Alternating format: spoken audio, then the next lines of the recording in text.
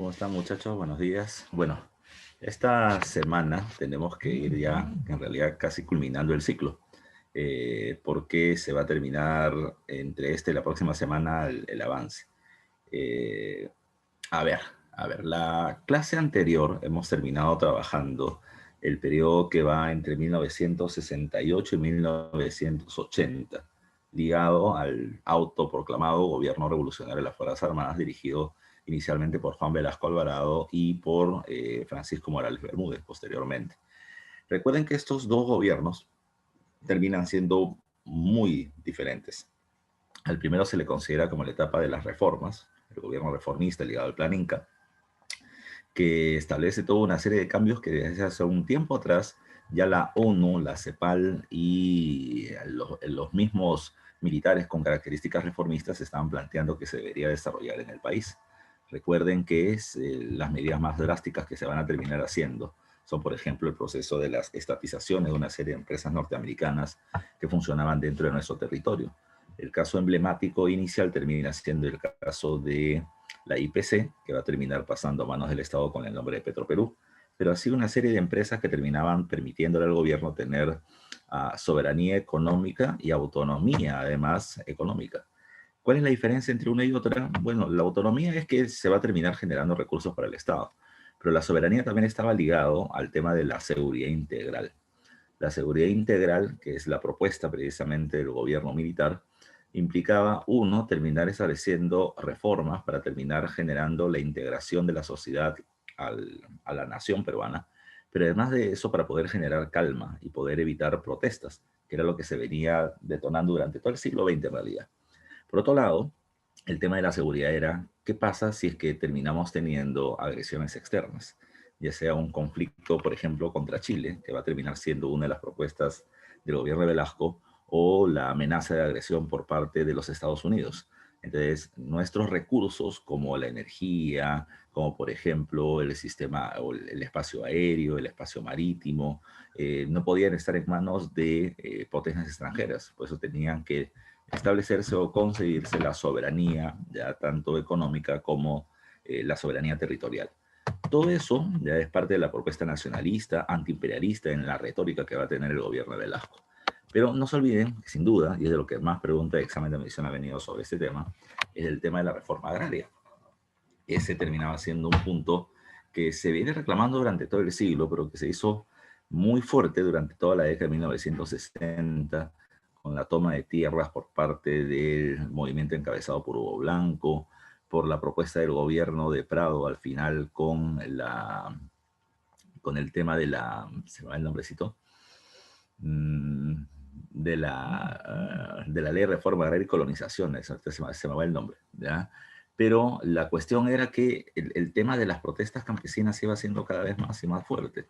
Luego viene el gobierno militar del 63-63 con la ley de base de la reforma agraria, y luego va a terminar produciéndose una suerte de freno a este proceso por parte del Congreso durante la época del primer gobierno de Belaúnde, un Congreso opositor ya a estas propuestas, encabezado por parte del odrismo, defensor de la oligarquía terrateniente, y por parte de el APRA, que no estaba en contra de la reforma agraria, pero sí en contra de que la termine llevando a cabo Belaúnde. Y recuerden que esto va a terminar generando como consecuencia, primero, que el tema no se ha tocado, pero cuando las protestas sociales crecieron, se termina sacando una ley de reforma agraria en el año 65 que no terminaba siendo del agrado de la población porque no afectaba en realidad a los grandes hacendados, sobre todo los de la costa.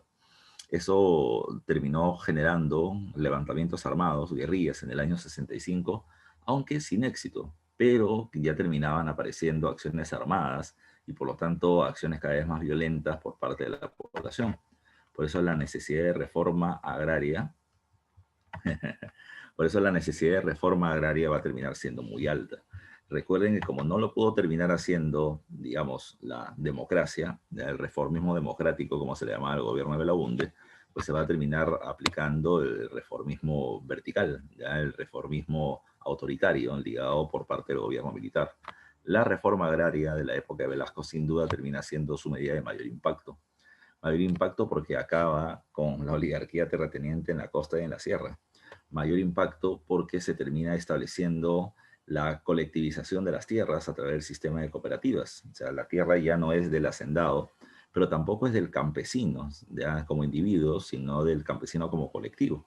O sea, los trabajadores de la hacienda ahora terminan siendo los administradores de la misma, en conjunto, ya en conjunto. Por otro lado, recuerden que la falta de conocimiento de la realidad del campo hace también que un montón de campesinos se queden sin tierras y por lo tanto van a terminar generándose un fuerte proceso de migración de la sierra hacia la costa y principalmente hacia las ciudades. Eh, Proceso que intentó frenarse, pero que al contrario se terminó incrementando. El otro problema con respecto a la reforma agraria es que no es lo mismo, y eso me preocupaba en decirles la vez pasada, no es lo mismo las tierras agrícolas en la costa, en la sierra o en la selva, y tampoco en el norte y en el sur del país. Y el gobierno terminó siendo un reparto casi igualitario, o sea, sin un criterio diferenciador, lo que va a terminar generando de que los grandes beneficiados sean los campesinos de las grandes haciendas agroindustriales de la costa y los grandes perjudicados sean los de la sierra. ¿Ya? Eso va a terminar generando muchos inconvenientes, además de la falta del apoyo técnico que va a terminar siendo muy duro, porque como le decía, no es lo mismo trabajar la tierra que terminar administrándola. Así que no va a terminar teniendo buenos resultados. Hubo buenas intenciones, pero no buenos resultados. Eh, lo que sí hay que tomar en consideración también es que además de estas propuestas de estatizaciones y un discurso nacionalista y el tema de la reforma agraria, hay varias otras cosas más. El tema de la reforma industrial, el tema del control de los medios de prensa o el acallamiento, o la prensa parametrada, como se le va a terminar llamando luego. Porque los antiguos dueños, que terminaban siendo de corte liberal y ligados precisamente a grandes grupos de interés económico, comenzaron a hacer una piedra en el zapato del gobierno de Velasco cuando, sobre todo más, cuando la crisis económica se iba acentuando. Por eso es que estos medios de prensa, escritos, televisivos y radiales por escritos, que sobre todo eran los de más impacto político, comienzan a ser controlados por parte de, digamos así, intelectuales afines ya al gobierno militar. De tal manera de que la prensa va a terminar siendo prácticamente controlada por parte del gobierno. Hay una reforma educativa pensando en el hombre nuevo, pero no termina teniendo el impacto que se hubiese terminado deseando.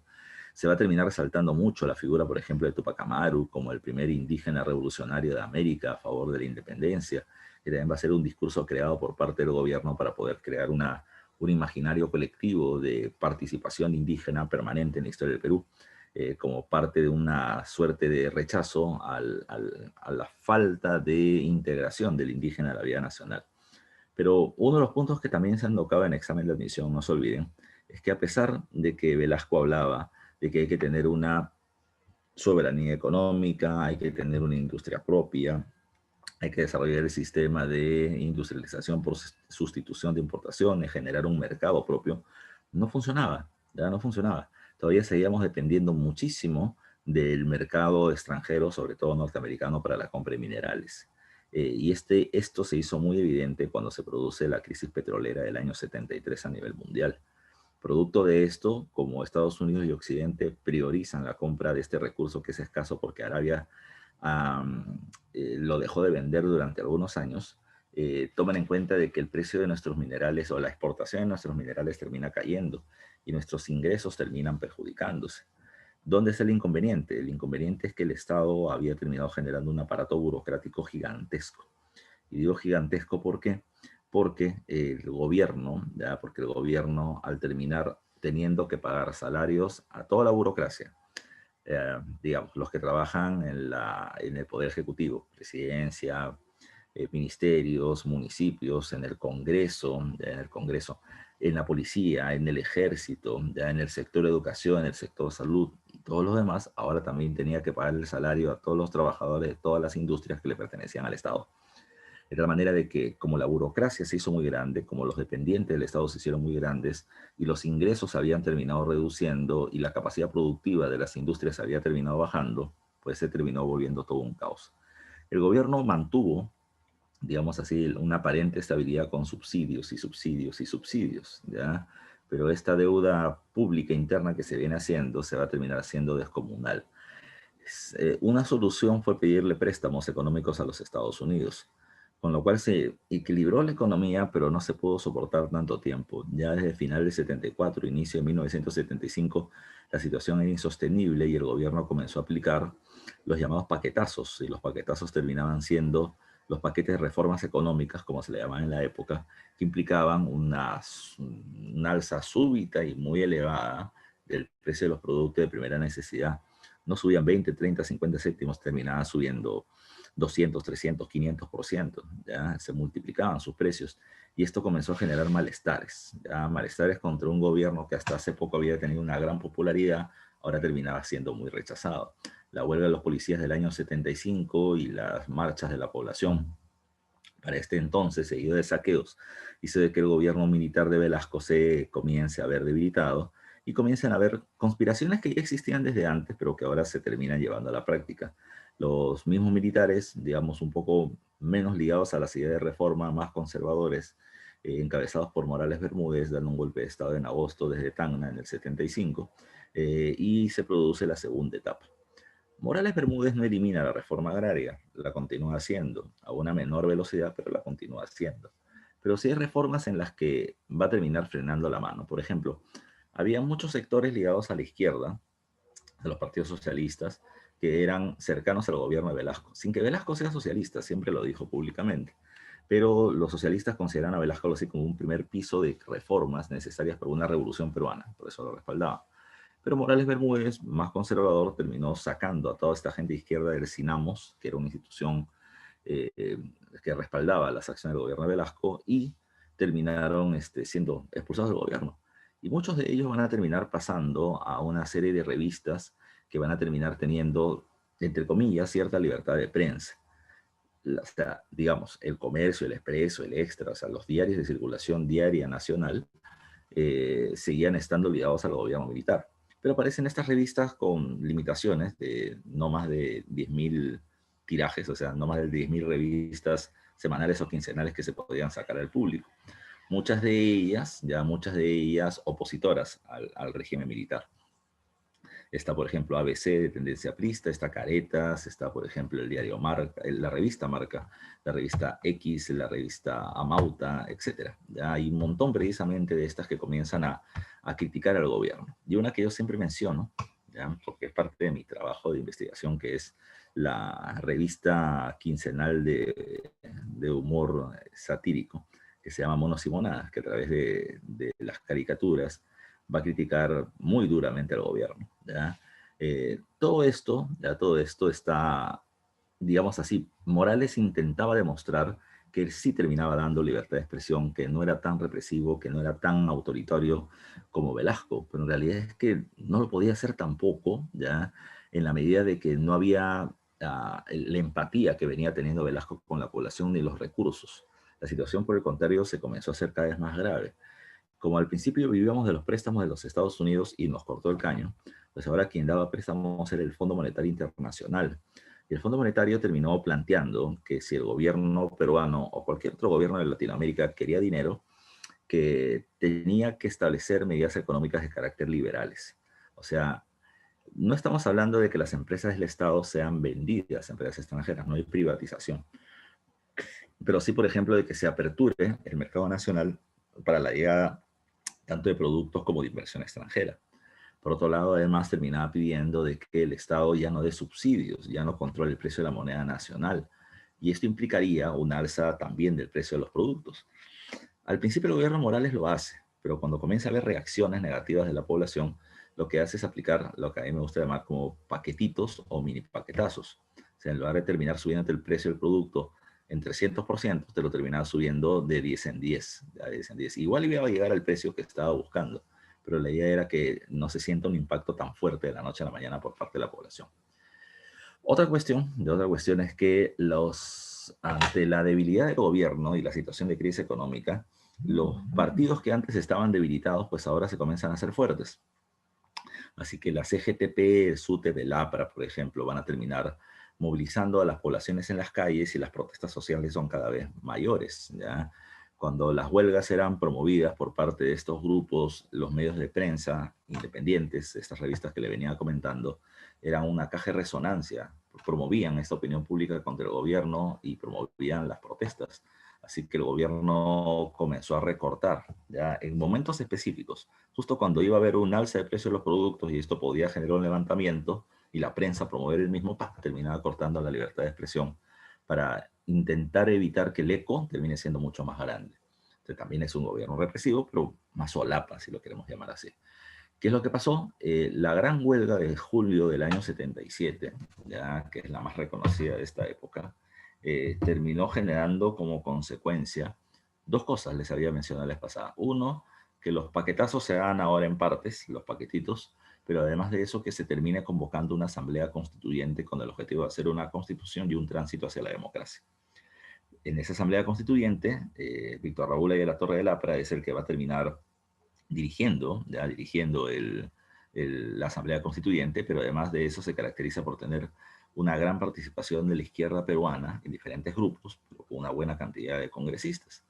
La otra cuestión también es que este trabajo de la Asamblea Constituyente establece la Constitución del 79 y esa misma ya es la que va a terminar teniendo vigencia hasta el año 93. Lo otro es que dentro de esa constitución, y que ha sido pregunta de examen, se establece el derecho al voto de los analfabetos, ¿ya? Y además de eso, la ciudadanía o el derecho al voto se establece a partir de los 18 y no de los 21 años. ¿Qué más hay que tomar en consideración? Otro aspecto importante de este proceso es que se promueve un proceso electoral. Después de muchas presiones de la prensa que consideraba que Morales Bermúdez no se quería ir y que los militares querían atornillarse todavía en el poder, se termina convocando elecciones para 1980 y en las elecciones quien debió ganar las elecciones es Víctor Raúl Ayala Torre. O sea, por fin le tocaba al APRA gobernar. Y cuando digo por fin es porque no se olviden que en los 50 el APRA había hecho ya un pacto con la burguesía nacional ligada a Manuel Prado Ugarteche. Y para este proceso, 79, 78, 79, se había hecho un pacto entre Morales Bermúdez y el APRA. O sea, al APRA le correspondía, ya tenía todos los galones listos para poder gobernar. Pero se muere ahí de la Torre. Y como ahí de la Torre muere, esto termina generando de inmediato una tremenda pelea dentro del partido aprista por el liderazgo de este grupo. Porque no se olviden, el partido personalista,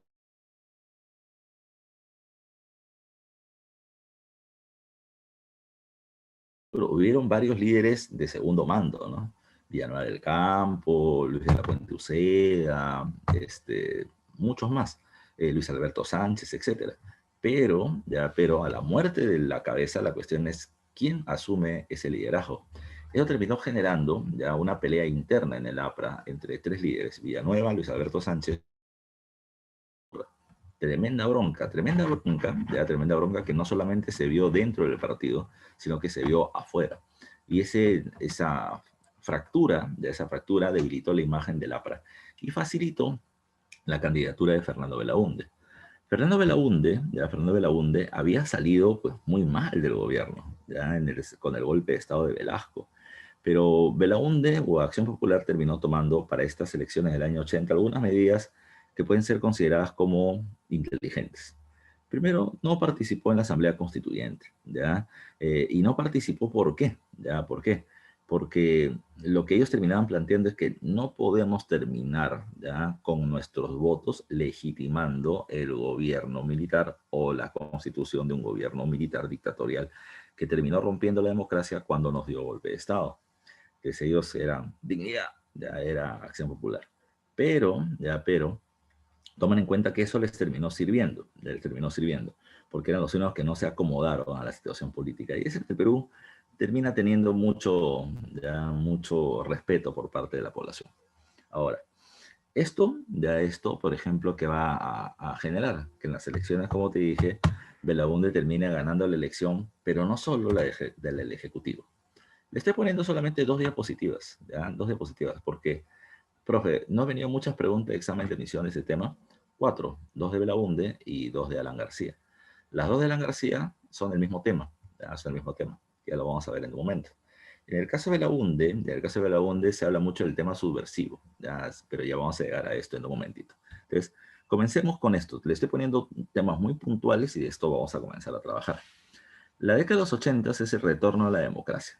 Salimos de 12 años de gobierno militar y pasamos a gobiernos democráticamente electos. Belaúnde, que gobierna por segunda vez del 80 al 85, y Alan García, que va a gobernar por primera vez, y debió ser la última, del 85 al 90. A ver, pregunta de examen de admisión.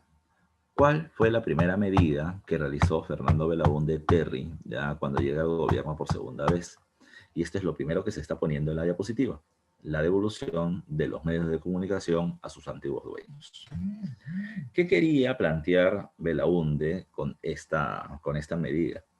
Belaúnde lo que está planteando es: la democracia está retornando al gobierno y con la democracia tenemos tolerancia y libertad de expresión. Por lo tanto, la prensa, que debe ser vigilante, ya vigilante con respecto a las medidas del gobierno, en mi gobierno, está diciendo Belaúnde, van a poder investigar cualquier cosa, dar a conocer al pueblo lo que termina pasando y que la gente se genere una opinión sobre lo que sucede. Esa es la idea, ¿no? Ya una idea de gobierno democrático, con libertad de prensa, con libertad de expresión, sin persecución a los opositores. Y está bonito, ya está bonito. Esa idea está bonita. Pero una de las críticas más duras que se le va a ir haciendo precisamente a Belaúnde durante su gobierno es que Belaúnde se había terminado quedando con la realidad del Perú del año 1968 cuando lo sacaron del gobierno. El Perú no era el mismo después, ya después de Velasco y sobre todo después de la reforma agraria. ¿Por qué decimos eso?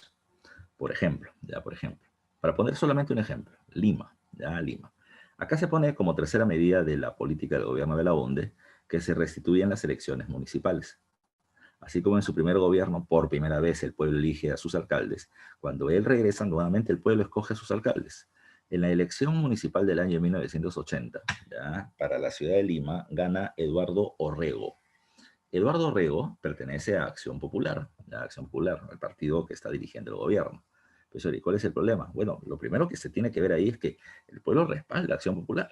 Se le están diciendo: presidente, te doy el mando del gobierno, tu alianza política con el PPC va a terminar teniendo la mayoría en el Congreso, o sea, no va a ser como en tu primer gobierno que el Congreso era una dura oposición. Te estamos dando la presidencia, te estamos dando el Congreso y te damos la alcaldía ya de la capital. De tal manera de que Acción Popular era poderoso, pero Lima ya no era la misma. Lima había terminado creciendo de una manera desmesurada.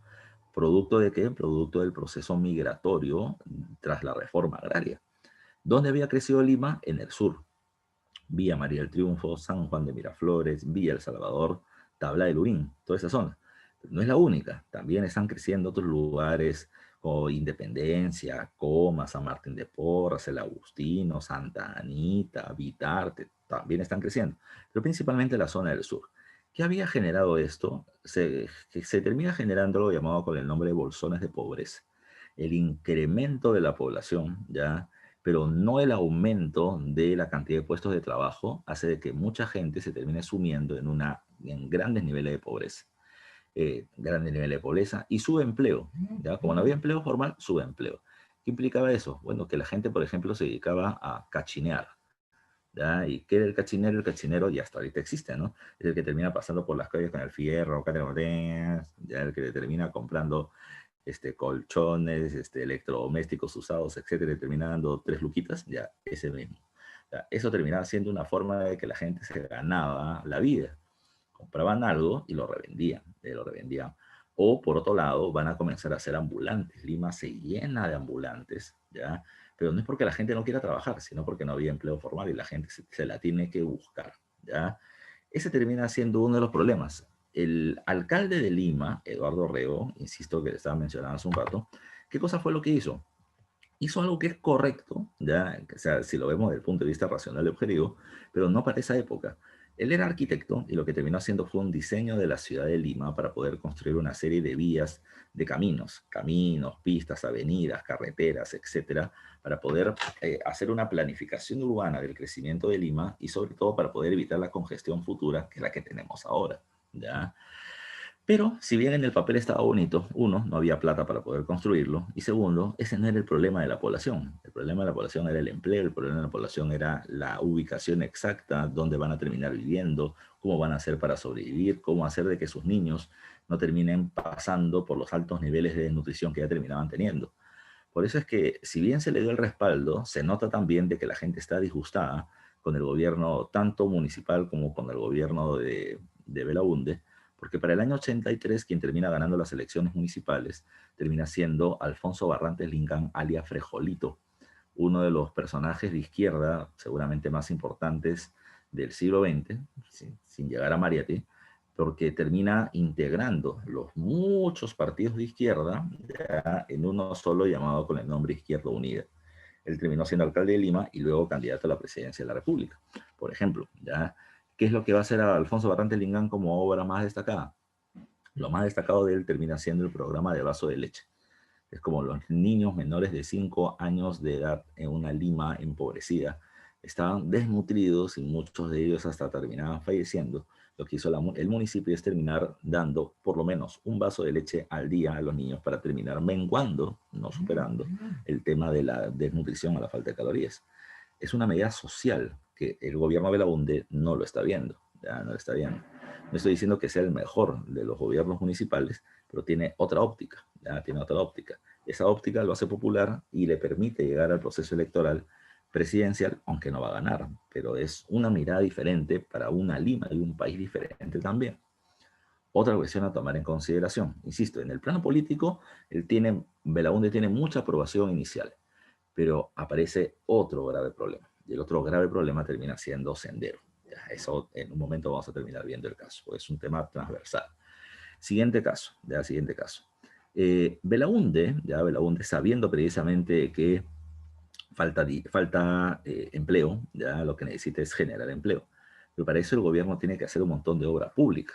Para poder hacer obra pública, pistas, carreteras, construcciones, edificios, etcétera, el gobierno tiene que tener plata. Y no teníamos plata, ya no teníamos plata, por generación nuestra. Entonces, ¿qué es lo que se va a terminar haciendo? Se va a terminar recurriendo al préstamo internacional, ya al préstamo internacional. Precisamente el Fondo Monetario Internacional, por eso dice ahí que hay un respaldo económico del fondo, el Fondo Monetario Internacional va a terminar diciéndole, Perú, yo te presto plata, siempre y cuando establezcas, como también dice ahí, medidas liberales ortodoxas. ¿Qué cosa implica el liberalismo? Te lo he recordado antes, pero lo vuelvo a hacer ahora. Liberalismo implica, número uno, la apertura del mercado peruano para la llegada de capitales y para la llegada de préstamos e inversiones extranjeras, ¿ya? La llegada de productos también, o sea, un comercio internacional fluido. También implica que el Estado no intervenga mucho en el sistema económico, por lo tanto, no subsidios, que el gobierno no ponga parte del precio de los productos, que el precio de los productos en el mercado esté ligado precisamente a eso, al mercado, a la oferta y la demanda. También establece no control del precio de los productos de primera necesidad, no control del precio de la moneda nacional, pero también termina planteando que el gobierno se comprometa a pagar el 10% del PBI ya como parte del pago de la deuda externa. Eso es lo que está pasando con estas medidas liberales llamadas ortodoxas. Bueno, como el Perú termina aceptando eso y va cumpliendo precisamente sus pagos, el Fondo Monetario nos presta plata. ¿Hasta cuándo? ¿Hasta cuándo? En 1983 ya se termina produciendo la llamada crisis latinoamericana de la deuda, que está acá, donde dice punto número 4, dice crisis de la deuda latinoamericana. ¿Qué pasó? Ya que pasó, hay una fuerte crisis económica en toda la región por la reducción del precio de las materias primas. Y ese es un problema no solamente para el Perú, para América Latina. La mayoría de nuestros países terminan siendo productores de materias primas. Al no poder pagar, al no poder terminar teniendo altos ingresos, reduciéndose por lo tanto los ingresos del Estado, no se va a poder pagar, ya no se va a poder cumplir el compromiso del pago de la deuda externa al Fondo Monetario. Y a partir del año 83, 84, el Fondo Monetario simplemente va cerrando el caño. Ya no da los mismos préstamos que daba antes. Y si no viene plata por préstamo externo, no se pueden terminar haciendo grandes obras públicas. Lamentablemente eso terminó agudizando la crisis en el Perú y en varios países de América Latina. Y eso terminó generando de que la oposición política de Belaúnde crezca, pero sobre todo termine creciendo el tema de la subversión, que se vaya haciendo cada vez, digamos, no voy a decir más popular, ya, pero termina teniendo cada vez mayor expansión y hasta mayor cantidad de seguidores también. Otra cuestión a tomar en cuenta, ¿ya? Pero ¿por qué pones ahí cuando hablas de medidas liberales ortodoxas los Chicago Boys? Lo que pasa es que no te olvides que a pesar que ya estamos en la última recta, ya todavía estamos en el contexto de la Guerra Fría, ya. Y desde la década de los 60 y 70, pues muchos estudiantes latinoamericanos terminaban siendo becados y se iban a estudiar o a Rusia, ya, o a Rusia, o se iban a estudiar a los Estados Unidos. No solamente estos dos países, ¿no? Sino que también países afines ideológicamente a ellos. Entonces, muchos de los estudiantes o profesionales que iban y regresaban terminaban teniendo una posición política muy marcada, o hacia la izquierda o hacia la derecha. Los que terminaban regresando a los Estados Unidos van a terminar regresando precisamente con planes económicos liberales muy bien establecidos, muy bien metidos en la cabeza. Entonces, ellos eran los llamados Chicago Boys, porque venían principalmente de la Universidad de Chicago con estas medidas de ortodoxia liberal, de que hay que terminar cumpliendo este reglamento, estos puntos, para poder generar una idea de progreso económico. Por eso el nombre de los Chicago Boys, que son la base de lo que posteriormente será llamado como neoliberalismo. ¿Ya? Ahora, ¿qué más? Hasta ahí hablamos del tema económico. Pero está ahí el INTI y todavía no lo mencionas. Es que precisamente como te comentaba, como ya no hay tanto préstamo externo, como el precio de las materias primas ha terminado decayendo, nuestra economía y moneda nacional comienza a entrar en crisis. Nuestra moneda se va devaluando, devaluando, devaluando, generando problemas inflacionarios, inflacionarios, inflacionarios. ¿Qué pasó? Pues los que podías comprar con la moneda nacional era cada vez menor. Y por eso es que el sol termina sacándose de circulación, porque había experimentado una devaluación de 400%. Se sacó esa moneda de circulación y se pone el INTI a finales del gobierno de Fernando Belaúnde de Terry. Es un dato muy específico, pero hay que ver otros temas más, otros temas más. A ver, el Perú no va a estar exento de inconvenientes. Hay una serie de problemas internos y externos que van a terminar generando que el gobierno también tenga otros problemas. No solamente es que se cae el precio de las materias primas. En el año 1981 vamos a terminar teniendo un conflicto contra el Ecuador. ¿Por qué? Por lo de siempre. ¿Ya? ¿Y qué cosa es lo de siempre? ¿Ya? Lo de siempre terminaba siendo que Ecuador terminaba reclamando como propio. Un ratito ya, permítame.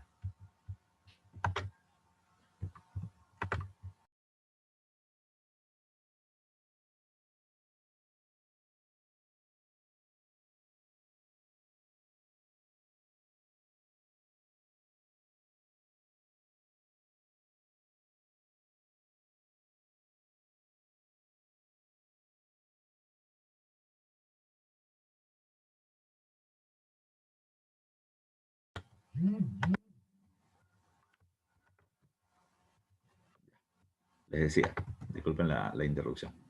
Les decía que durante este periodo lo que vamos a terminar encontrando es que Ecuador nos invade por el mismo tema de siempre, reclamando territorios que ellos consideran como suyos. ¿Cuáles eran esos? Tumbes, Jaén y Maynas. Espero que alguien recuerde, pues yo te lo he dicho varias veces. Cuando comienza este tema, cuando en el primer gobierno de Cáceres se firma el Tratado García Herrera y se le termina dando parte de esos territorios al Ecuador. El Congreso lo rechaza, y por lo tanto los territorios para nosotros son nuestros y según Ecuador nosotros los tenemos secuestrados. Nos invaden en 1904, primer gobierno de Pardo, les pegamos. Nos invaden en el año 1941, se produce la guerra del año 41, los derrotamos, pero se firma el protocolo de paz, amistad y límite de Río de Janeiro y se le ceden territorios al Ecuador. Aún así estaban descontentos y nos vuelven a invadir en el año 81. ¿Cómo es esto de la guerra del falso Paquilla, como se le suele llamar? Lo que pasa es que Ecuador venía teniendo en su zona fronteriza una base militar, un puesto de vigilancia militar llamado Paquilla. Paquilla. Cuando los militares peruanos estaban